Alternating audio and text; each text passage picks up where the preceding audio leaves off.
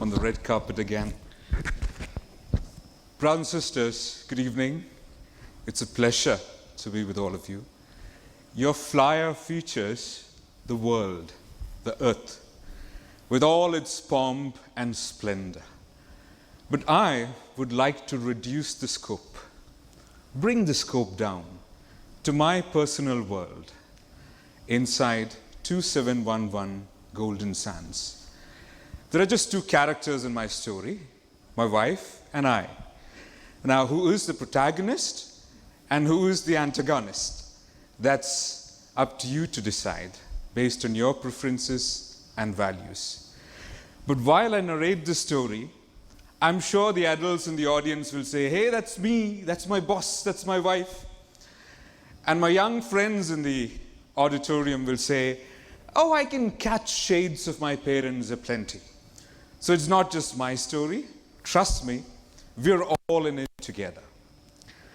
My wife believes in and lives the adage, a place for everything and everything in its place.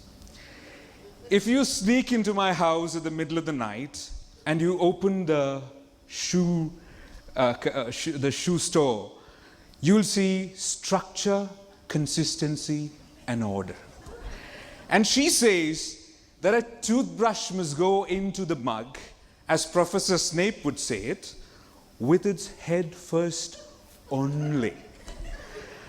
I, on the other hand, believe that home should never be like home center.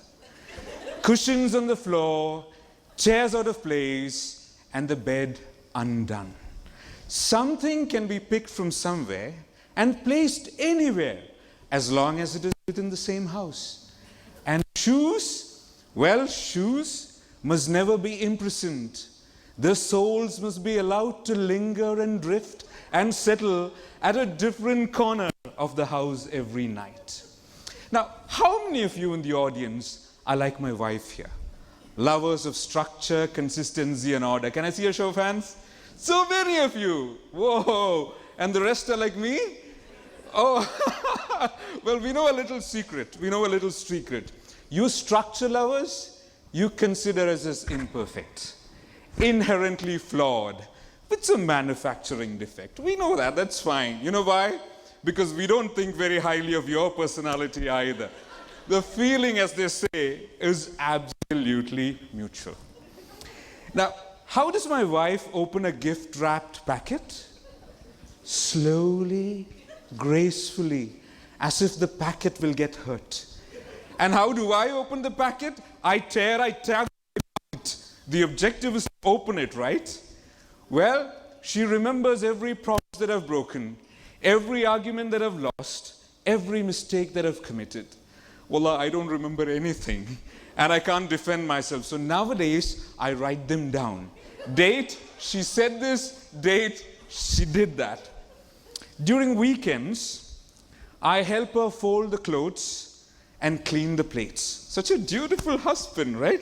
It's not in my job description, by the way, but I do it out of sheer love.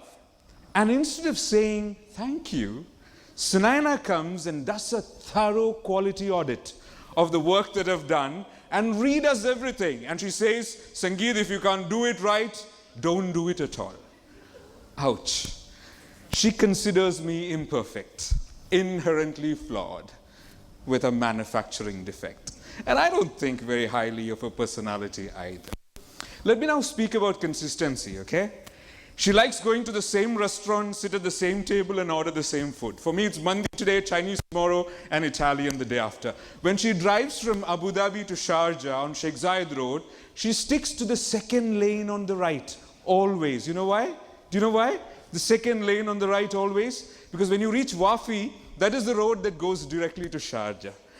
For me, it's a different lane every second, a different road every minute, and probably off-road whenever possible. It gets crazier when I talk about time management. She loves lists. Those yellow, curly, sticky, dirty things. She has them all over the place, on the fridge, on the closet. And wallah, the look on her face when she cuts something off the list is as if she has climbed Mount Everest. Yeah? 2 months before holiday, everything is planned to the last detail. 2 days before the trip, the bags are shut, and we have to stay like this all day long. For me, I love leaving everything to the last month first, and then the last week, and then the last day, and the last second. My car registration has expired a week back, and I've had a toothache that's been bugging me for months. But despite these differences, we've been living together for the last 20 years, by God's grace, blissfully. And I look forward to living every day and every night with her till I turn 100, at least. Because somewhere down the line, we realized that her imperfections complement mine. And like how two totally different pieces of jigsaw come together and create perfection, 2711 Golden Sands is perfect because of our flaws. She produces the order, I come in with the variety. Yeah, she turns everything into work, I turn work into play. And when flights get delayed, plans go awry, and surprises spring up, she gets all tongue-tied and anxious, and that's when I said, ta-dang, how can we be resourceful today? Brothers and sisters, there are attempts being made to define perfection as uniformity. There are attempts being made to define perfection as singularity. And people say, when everybody is alike, when they eat alike, when they think alike, when they dress alike, when they speak alike, and when they pray alike, the world will be perfect. But nothing, wallah, nothing is farther than the truth.